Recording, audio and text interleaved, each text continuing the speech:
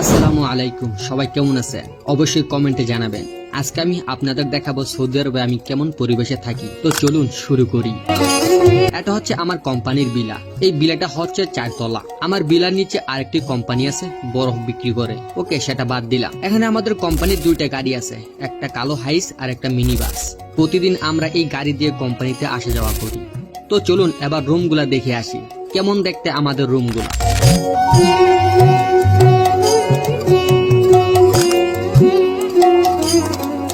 এটা হচ্ছে 2য় তলার ডান সাইডে।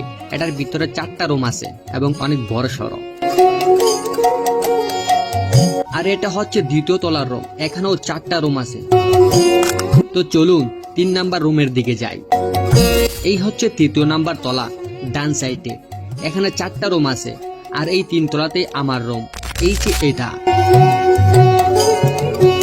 ওকে, চাবি দিয়ে রুমটা খুলে নিই।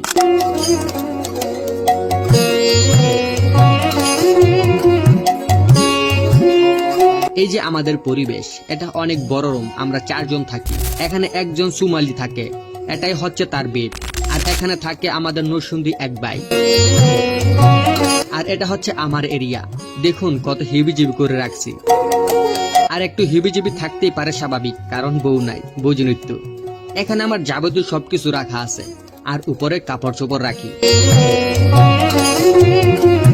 আমার আবার অনেকগুলা কাপড় ছাড়া হয় না। আর এটা হচ্ছে আমার কফি খাওয়ার জায়গা, এখানে আমি কফি বানিয়ে খাই। আর এটা হচ্ছে রুমের জানালা, রাতে চাঁদ দেখি আমি। এইখানে আরেকটা বেড, আমাদের দেশি ভাইয়ের।